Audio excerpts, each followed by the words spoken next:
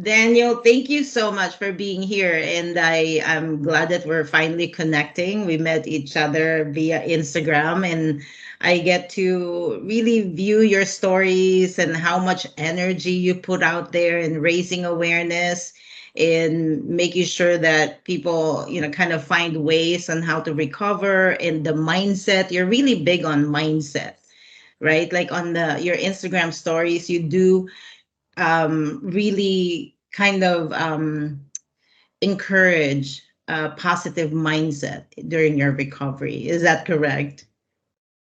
Yeah. First of all, thanks for having me here, Christine, and thanks for giving me the opportunity to share my story with lots of people.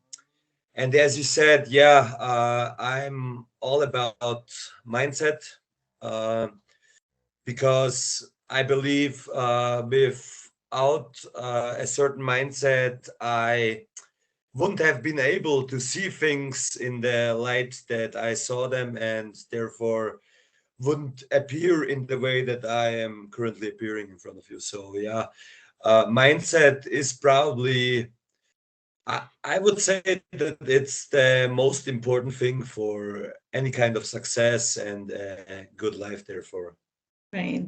Well, Daniel, is can we go ahead and maybe share a little bit about your injury and yeah. and how you sustained the brain injury? Okay. I was actually my injury happened in 2015. And at that time, I was on my way to becoming a professional wrestler. Yeah. And at that night, when my injury happened at the 28th of February 2015, I was booked in a match, in a tag team match. And yeah, in the match, already a lot of things went wrong. I got kicked in my head for a couple of times, so I was already pretty dizzy. And if you want to call it the nail in the nail in the coffin was put by my opponent lifting me up, and it was a 7 foot guy, so and power bombing me to the ground. And when landing, I landed on my head. Yeah, and because of the adrenaline that was going through my body at the time, I was able to limp back to the locker room. And in the locker room, about 10 minutes after the match, I fell unconscious. And yeah, I awoke 18 days later from the artificial coma in the hospital.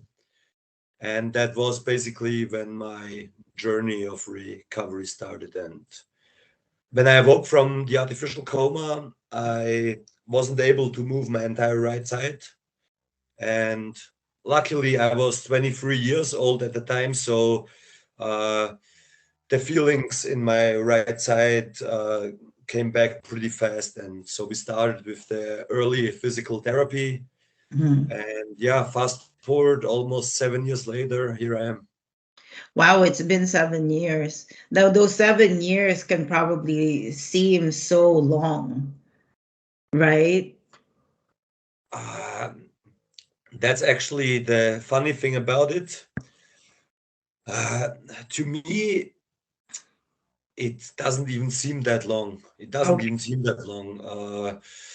I know 7 years sound like it's a long time, but uh, for me, the time started passing so rapidly since suffering my injury that I can't even believe that it's been that long and that Right. I'm here. And Well, so let me ask you, like, so during your recovery, when you said that after 18 days later, when your recovery actually started going through physical therapy, what were your first thoughts?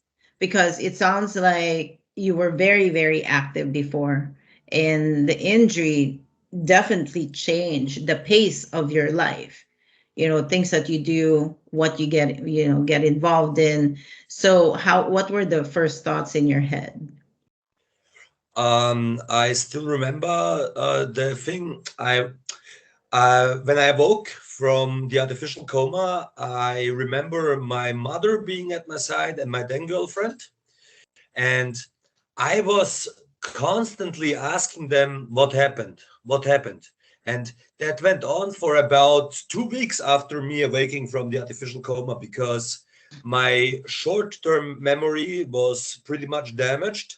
So when they told me actually what happened, I don't know, like 10 minutes later, I forgot it and I was asking again, what happened? Mhm. And yeah, this was basically, these were basically my thoughts. I always ask myself, what happened? And I actually can't remember anymore what I thought at that time, but that was what they told me 2 months later after I finally regained conscious and realized that I had an accident and where I was, that I was at the hospital and so on. So, so Daniel, was memory a big part of the recovery phase, like regaining memory? Yeah, it was because as I said, my short-term memory was pretty much damaged, and especially like for the first 3 months after the injury happening, it was recovering very slow. So as I said, I was uh, if you would have told me something and half an hour I would have forgotten it and I wouldn't even know that it happened. And So uh, was it just your short-term memory that was affected? How about your long-term memory, immediate memory, your uh, rote long-term memory? Where was, like things that happened to you before the accident, did you remember it? uh, Actually, I did. Yeah. I mean, I didn't after the first few days of waking from the artificial coma, but 2 weeks later, when I was able to speak again, I actually remembered them. Uh, the thing was, everything that happened like half a year prior to my injury was hard for me to remember. I could remember it if a friend of me was talking about it. I could kind of regain the experience, but as I said, it was pretty hard. But like a year before the injury, or 2 years, or 5 years before the injury, it was basically no problem. So I was able to remember it. Yeah, memory is so fascinating. There's different types of memory. Ones that you remember, like 5 minutes from before, or it could be just 30 minutes. I mean, things can change, or things that you might remember from before the accident, or you might not remember anything after the accident. It's a very fascinating thing. So, but besides your memory, you mentioned your vision. Um, Was that also affected or no? what do you exactly mean with my vision? About Vision, being able, like the clarity of your vision, being able to focus with your eyes. um, the eyes were actually not much of a problem. Okay. You Okay. know, I was actually able to see things around me, and so uh, I mean, I since my injury, because I fell on the left side of my brain, so I have deficits in my right side, Mhm. and from a certain angle, I can't see anything anymore on the right side. But Okay. besides, Oh, okay. So you yeah, did yeah, it more like a block, meaning there's a right. like a field cut. Right. A field cut. Yeah, right. I have a field cut, and yeah, So do you still have that now? yeah, I do. It got a lot better since suffering the injury, so that I see above the angle that I can read, because otherwise it would be hard for me to read. Hmm. But yeah, it is slightly. My vision goes slightly above the degree, so that I can recognize whole letters and don't Yeah. just Well, vision can also affect your ability to see people onto your right side, especially if you have a field cut. It can affect your right. driving, or it could Yeah, affect, yeah. So it affects a lot of things. And it also limits your learning because vision has a big impact on how we learn things, right? So what are the situations that you really had to be careful of? right. At especially at first, I had to be really careful when going around and somebody coming from my right side because, as I said, I couldn't see them, and at that time I didn't have the ability to comprehend it with turning my head right, and so it happened to me pretty often that I ran against things that were on my right side or at people when they were coming my way, and so on. And that was what I had to adapt on. So And one of the things is that you cannot just cross the street. You have to be extra careful. right. Yeah, especially when crossing the street, I have to be careful. And uh, I always take the approach of watching, of looking 2 times to the left and 4 times to the right, so that I make sure that nothing comes my way. And Right. But did that also affect your driving? yeah, because you're mentioning it, I actually didn't drive since my injury anymore. Okay. I I drove a couple of times, but um, and I am actually I still have my driver's license, but I don't have the confidence yet to drive in my car, Mhm. because when I'm driving at a small place like a village or so, it's no problem. But when driving in a city like Graz, because of my narrowed vision, I don't know. I don't feel quite sure about it. Right. So did you ever have to go through like a driver's evaluation, or you didn't have to? No, I Okay. didn't.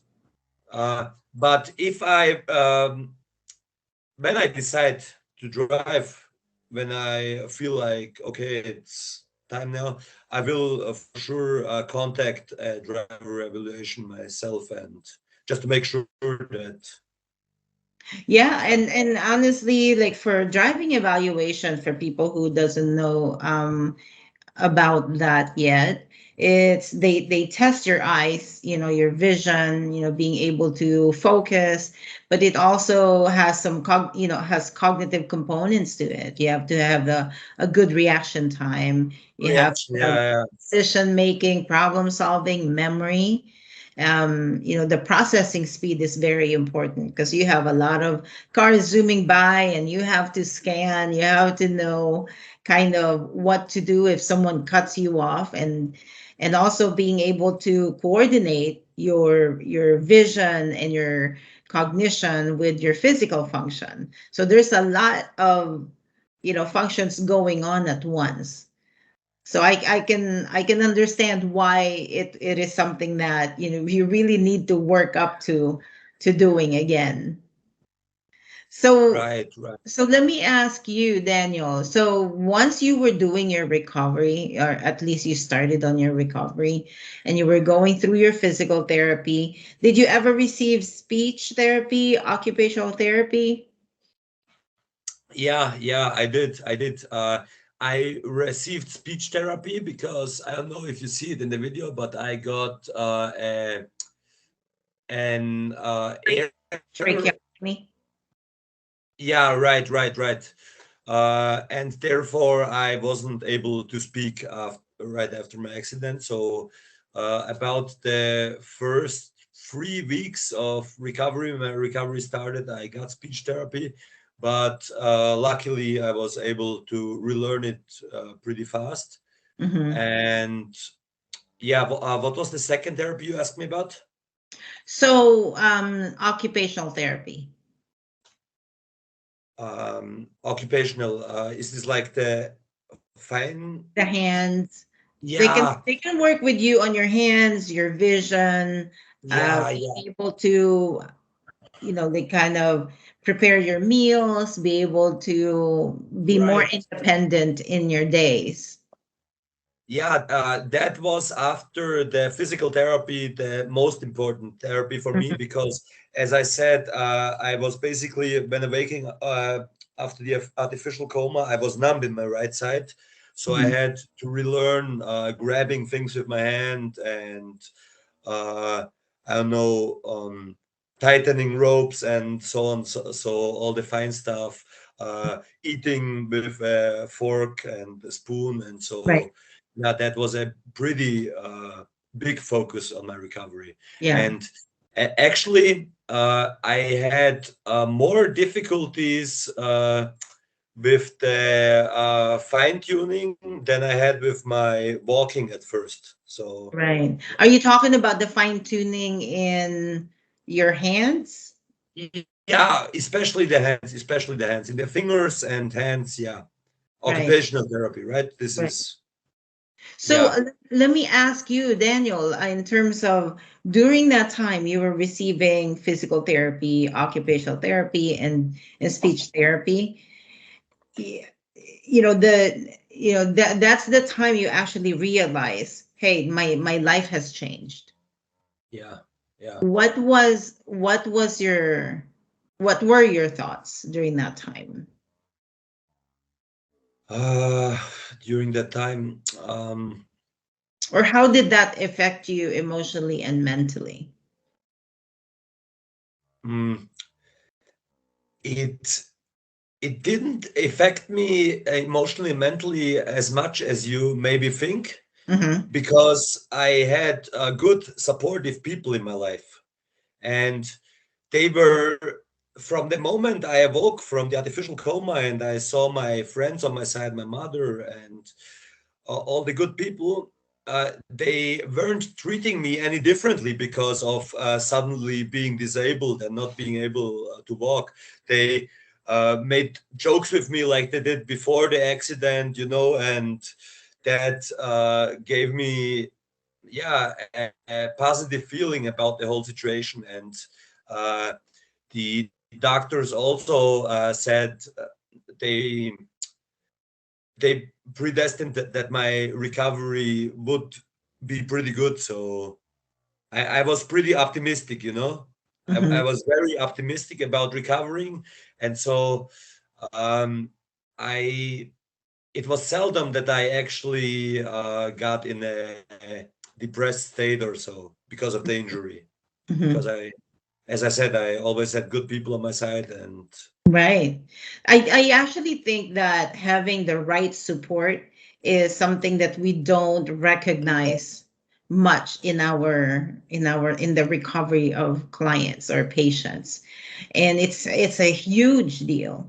Just as much as we say, hey, someone needs occupational therapy, physical therapy, or the cognitive therapy or physical therapy, they we don't recognize enough the importance of making sure that there is a support system. I mean, I think it's great when you start off with having the right support system, but there's a lot of challenges, like finding it, after an injury.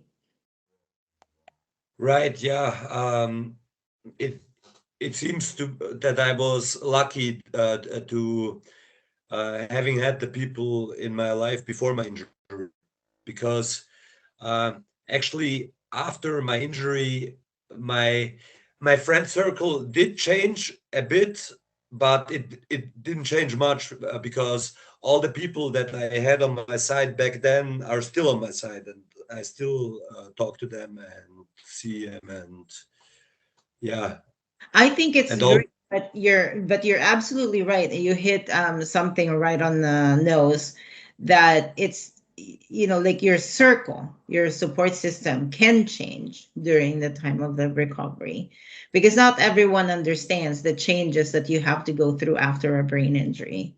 But for me, I'm excited to even hear that you have the right support system, because it does make a big difference. Thank you. Yeah, yeah, it does. It does. As I said, I think a good support system is such an important part in every recovery. Hmm.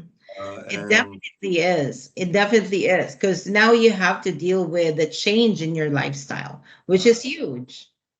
You know, right, so a lot of times, when someone gets injured, they were they were going down a certain career path, but after an injury it can deviate you, and it changes the interest and the similarities, and so those are the some of the components that can affect that.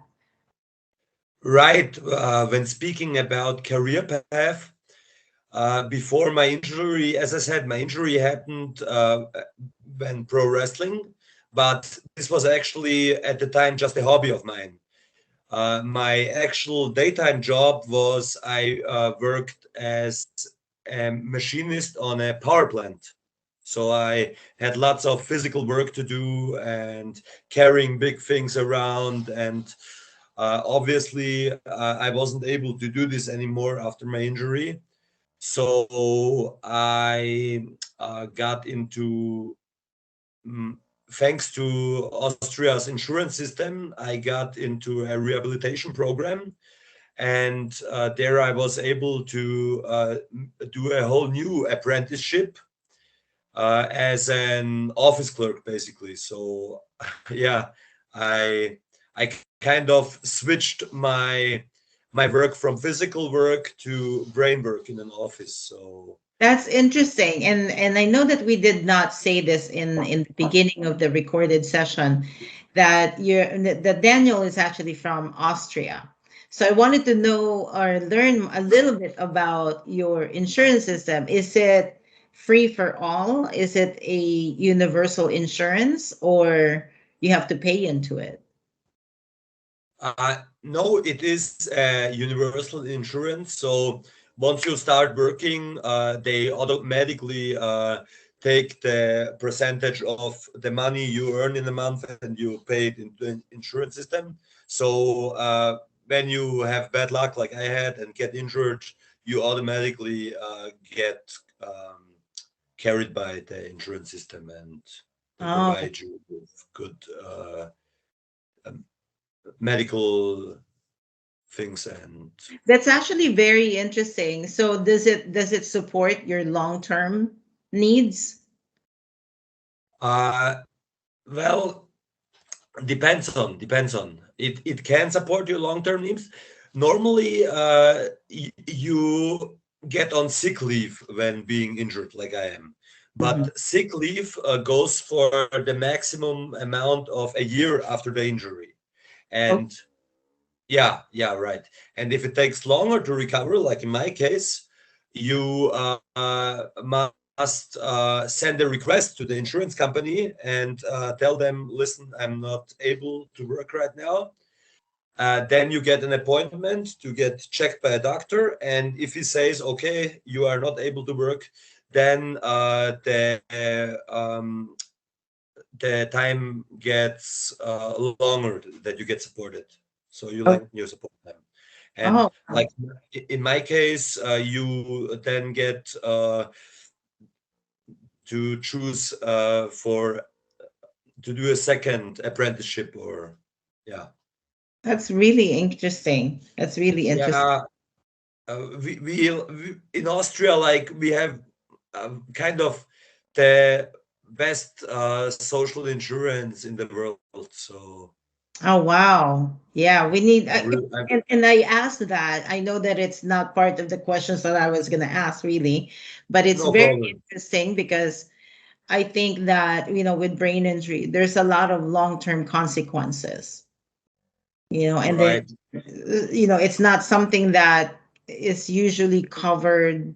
I think that there should be more anticipation and prevention of complications that needs to happen for people with a brain injury. Right, right. And as you say, uh,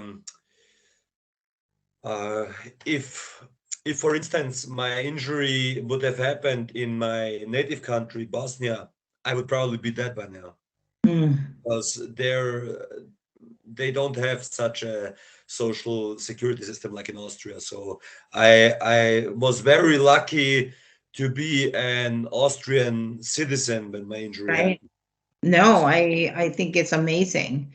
I think we could do better in America.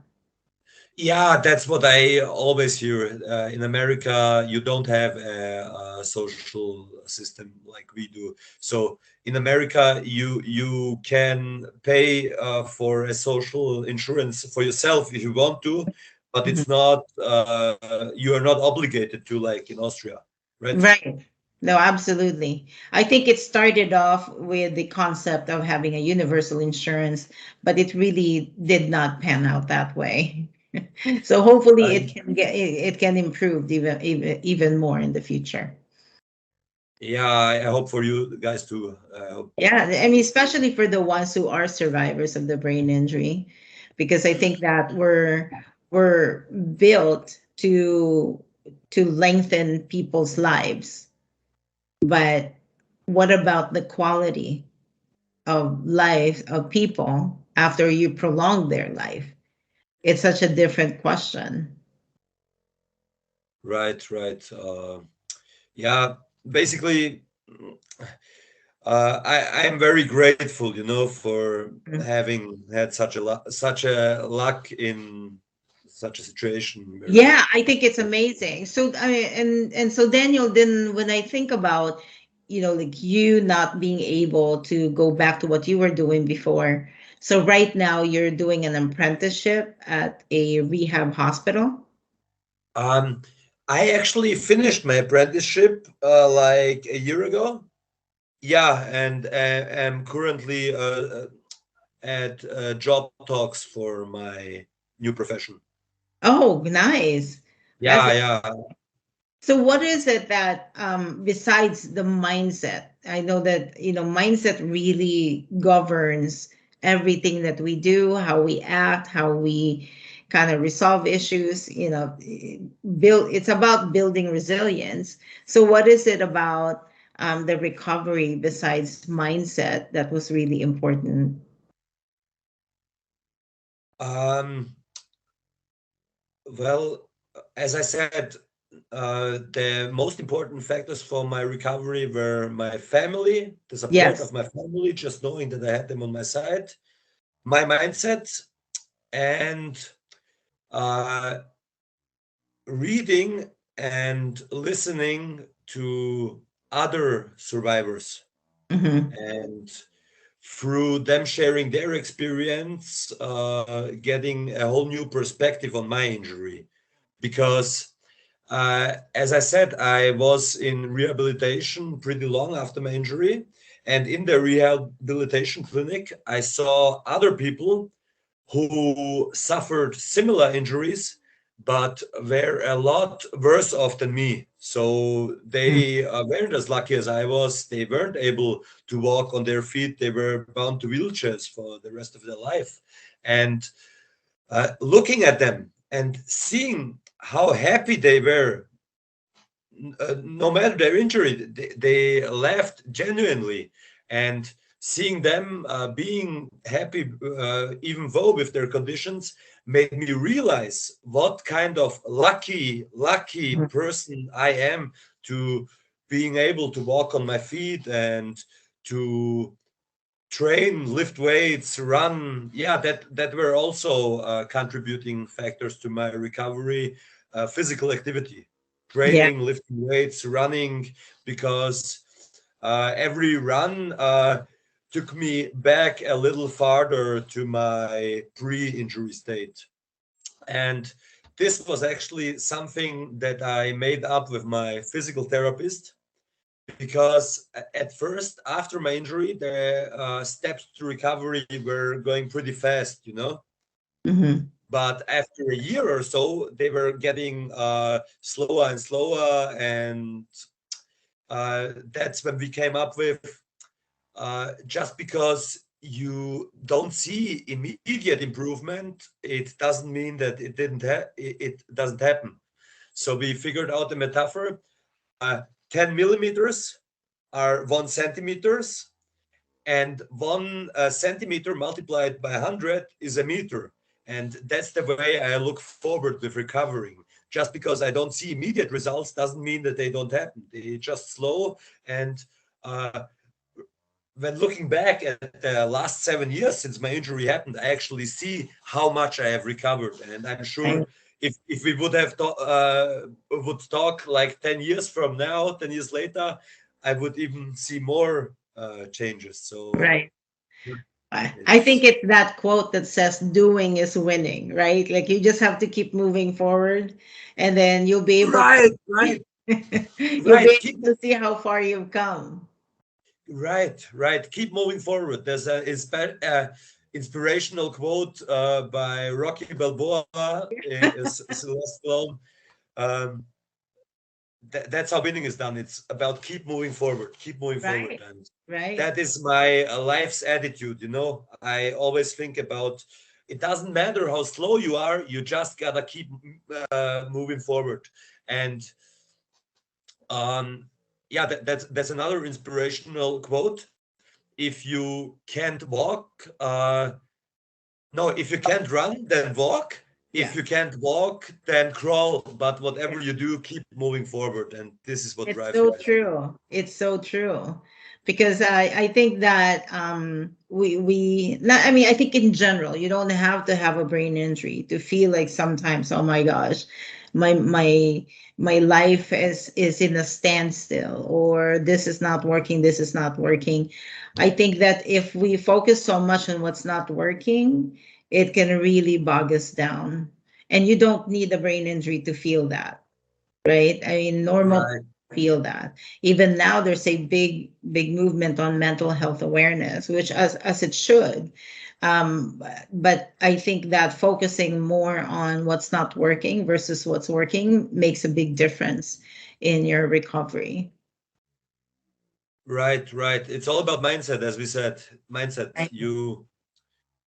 Uh, if you looking for what's wrong at a given thing for long enough, you will find things that are wrong. Oh, But if you're absolutely. looking But if you're looking for what goes right, you will find also things. So basically, it's all about positive over negative. Focus on the positive instead of the negative. There is so much negative stuff going around us, and if we let all of that in us, it will destroy us. I It's actually do think that there are influences. That's why we start thinking negatively. It could be one, they found that lack of sleep can actually make you be more a negative thinker, and that's been proven.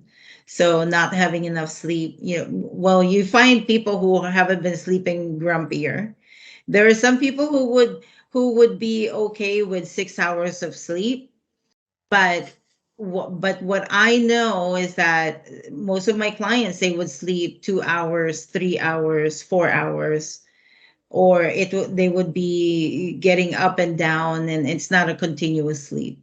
So sleep does affect you. Of course, you have to think about how you were even before the accident. So it's not a problem if you're a 6 hour sleeper. I know you're a 6 hour sleeper, right?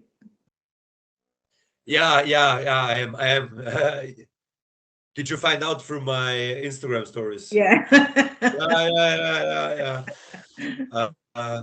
Guilty of the sin. Guilty of the sin. But But do you feel rested after 6 hours? That's the question. it depends on. Sometimes I do when waking up at a stage of sleep. When not waking up during deep sleep, I do. But sometimes I feel a little bit dizzy. But I have incorporated a morning routine that actually helps me get through this. So I always, after I wake up, I do a morning workout, which consists of push-ups, squats, jackknife sit-ups. Mhm. And after the workout, I take an ice cold shower. And it doesn't matter how fatigued I woke up after the cold shower, I'm there, I'm focused, and then I go on and read. And yeah, then I start my day. And That's yeah, amazing. So let me ask you, Daniel, when 6 hours of sleep, is that something that you did even before the accident? actually, before the accident, I slept less. I slept Okay. about 5 hours maybe. Because as I said, I was working on a power plant and I was working for about 10 hours a day. And afterwards, I went to training with driving to training, driving home again. It were also about 3 to 4 hours that went away from my day. Then I had to cook something and prepare meals.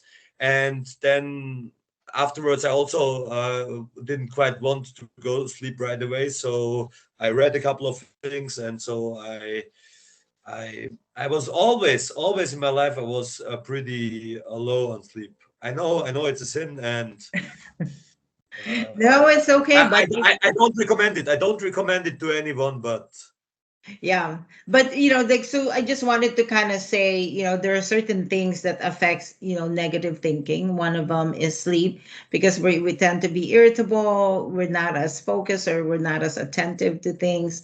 But also, like lack of, like the positive, like having too much social media that affects you negatively, too much negative news, the wrong support yeah, system can make a big difference. What we read, what we see, what we hear, and what we experience makes a big difference in how positive or negative our thoughts will be. right, right. And this is from a young age on, and especially when you are young, you don't have that much of a control of what you consume because you are basically dependent on the environment you grew up in. So let's say, for instance, you grow up in a country that is where war is around you. You basically have no chance but experience negative things. Absolutely. And I do know that with you growing up in Bosnia, you experienced that. And I think by changing the environment makes a huge difference. Right, right, right. It does. And all I can say is I have paid especially focus on my environment for about the last 3 years, Hmm. and I I really look to surround myself with positive people who give me positive energy so I can be on my best. Because especially after my rehab started, when I was at my first rehab, uh, I got into a very negative environment with other people who survived strokes and so on. And they were constantly talking negatively. They were talking, I can't do this anymore. I can't do this. I can't find work. And it didn't take long before it really started impacting me. And uh, me also getting into this state of mind where I thought, what am I even doing here? I can't do anything anymore. And that's when I realized myself that I have to get out of this circle, that I have to get out of this and surround myself with Hmm. more positive people. And that's No, what I did. absolutely. Absolutely. Well, Daniel, I think you've been very consistent in the way you try to put yourself in the right mindset and being positive and aware of what affects you. But what challenges remains for you today in your recovery? Um, my biggest challenge is regaining my gait pattern. So it's regaining the strength in my right dorsal flexor Hmm. because it still makes me limp sometimes, especially when walking for longer periods, like an hour upward. Because yeah, as I said, it's still hard for my brain to focus on moving it. Right. But yeah, walking and when it comes to the fine, how did you call it? Uh, The Cut? pardon? Are you talking about the field cut for your vision? Yeah. No, the field cut is something I got used to, but the fine things, like Oh, tight. fine motor. Yeah, fine motor skills. Yeah, right. Thank you. Yeah, this is actually not that much of a challenge anymore because I write a lot with my hands also. So this recovered actually pretty good. But yeah, as I said, the biggest challenge is obviously my regaining my gait pattern, regaining my gait pattern, and that is a challenge that I dedicate my whole rest of my life to it. Because I think that when you did get injured, one of the your priorities was to be able to move immediately, and movement has so many components or that helps you in healing. Movement is the key to everything, in my opinion. Yeah. I also re- reading has also become a pretty consistent part of my life since my injury because the more you read, the more you expand your knowledge. Hmm. And I'm a big fan of Moshe Feldenkrais. He's a pioneer in neuroscience, and he always tells us to move, move, move, and experience new movement patterns. And uh, I really can say that it works for me. That it works for me. I walk about between 15,000 and up to 30,000 steps a day, and I run on a regular basis. And I, as I said, I notice after every run that my pattern gets better and better, even if it's a tenth of a millimeter, but I notice it getting better and better. Right. So yeah, One thing movement. I'm gonna give you, like a suggestion, if you haven't done so, but do you love to dance? Uh, well, let's say I don't dislike it. I actually never had the confidence to try it, but I would definitely be open for it. Something that to think of, just by research, they said dancing really gives so much, like it really stimulates the brain.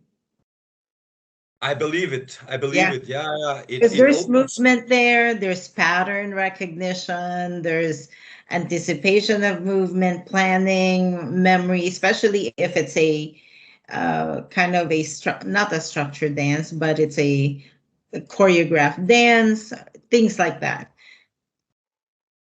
Okay, thank you for the suggestion.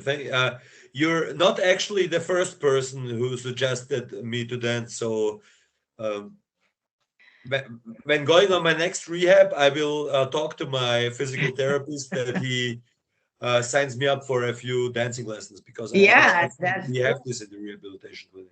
yeah. Well, Thank you. Daniel, I really enjoyed talking to you.